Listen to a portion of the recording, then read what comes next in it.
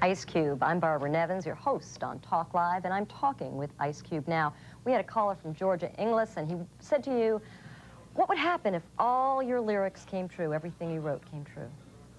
Well, most of everything I do write has come true and is true today and is happening right now. Inglis, is that what you meant? No, I was like, I'm saying on the thing about the Jews, the situation, I understand everything that he coming from with the ghetto and all that, because I was raised in the ghetto. I was raised by a single parent, my mother, and I'm doing all right now. I'm in college. And most people at the age, I'm 19 now, and they say black men only live to be 18. And if you're doing good to live over 18, then that's an accomplishment in life right now at this day and age in 91. I'm trying to say the things on his album, like Shoot the Jew and all that, I understand where he coming from, but it's like some people might go out and just do that. How would he feel if that came true? Cube. If somebody shot a Jewish person for my record? No, is that if what somebody, you're saying? if somebody took you literally, took those words and didn't see them as poetry or an expression of general anger and said, okay, I'm gonna go shoot the Jew. Taking rap music literally for everything that's said is like taking TV literally. You have TV programs and you have the news. With rap music, you have the same thing. Of course, the TV programs are in most parts fiction, and the news is real. And with my records, you have both. You have the news and you have the fictional things that happen, and that's a part of life in a lot of cases. So it'd be pretty dumb to do everything that your lyrics advocate. Of course. Okay. Next caller, Janet from California. Janet? Hello, Ice Cube. How you doing? I'm fine.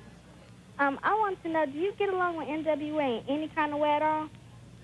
Well, I've talked to a couple of guys in NWA. You know, the reason that we were separated was because I felt that the person that I'm talking about on the record separated us. And Your manager. Yeah, and I understand that certain people like Dr. Dre, you know, if I get this correct, are finally waking up and smelling the coffee, and now they're looking for their money, something that I should have told them to do, something I told them to do back in 1989. Does that answer your question? Very proud of you. Thank you. Okay. Next caller, Eric from Georgia. Eric? Hi. How do you feel about the beer companies that pulled the commercial you endorsed because of your anti-Jew lyrics? Well, anti-Semitic lyrics would be a nicer way of putting it.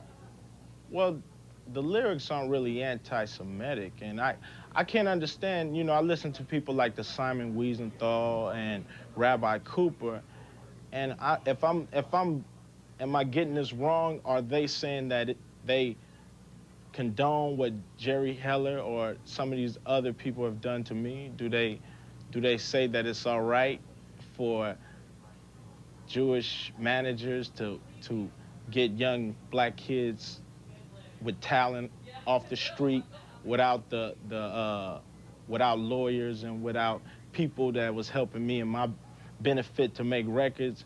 That's what I'm getting out of this, and I really would like to speak to Rabbi Cooper about that, you know, because maybe, you know, if they're getting mixed messages on that side of the table, I'm kind of getting mixed messages on this side of the table, too. We're talking about the Simon Wiesenthal Center, which said that your album should not be distributed and that people should not listen to it.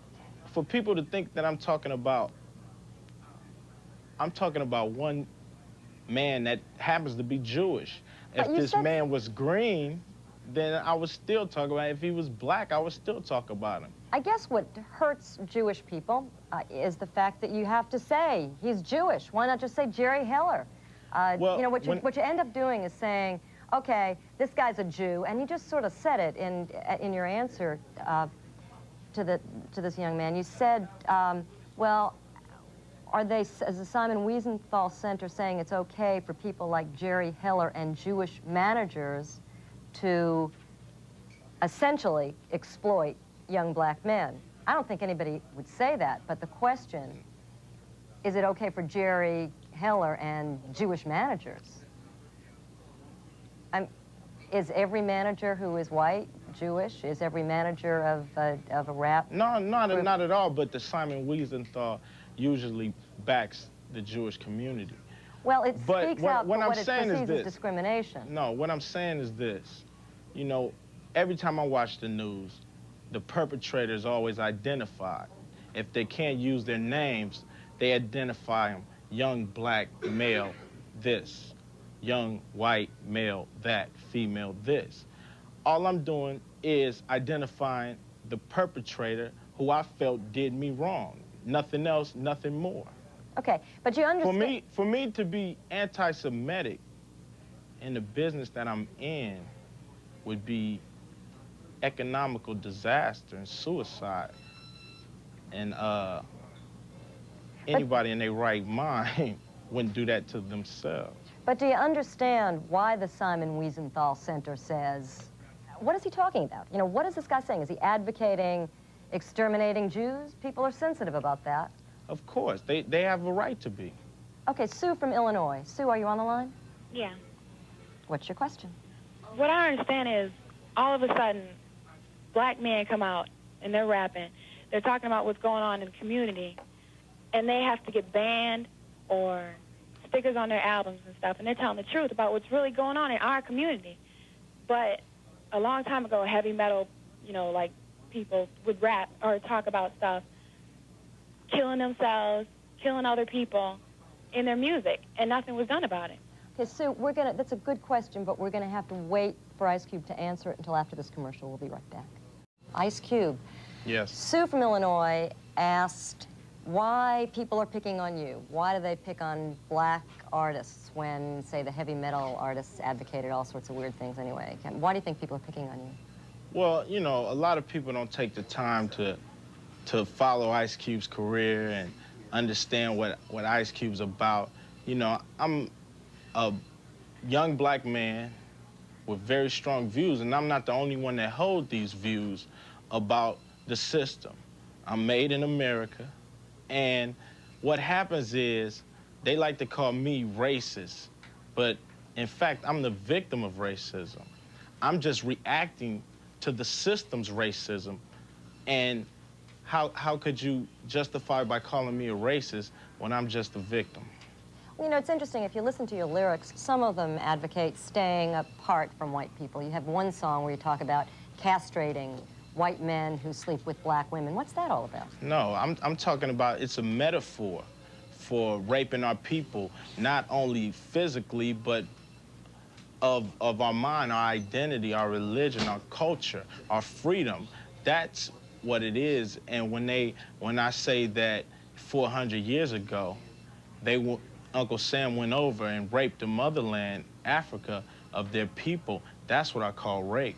You know, I have trouble because I see the anger out there. I feel the anger directed at me as a white person.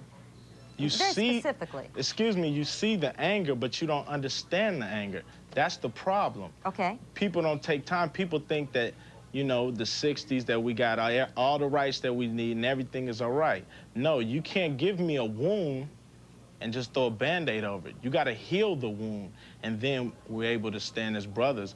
But by you just giving me a Band-Aid for a gunshot wound is not going to do it. And that's metaphorical, because what you were really saying as just you giving me my alleged rights, suddenly I can't recover. Is that what you're saying? We lost 400 years of teaching, of schooling, of any kind of knowledge of our culture. And we're right now in the process of getting that back through rap music. Okay, Cube, let's just go forward with that. Let's just take it to the next step possible.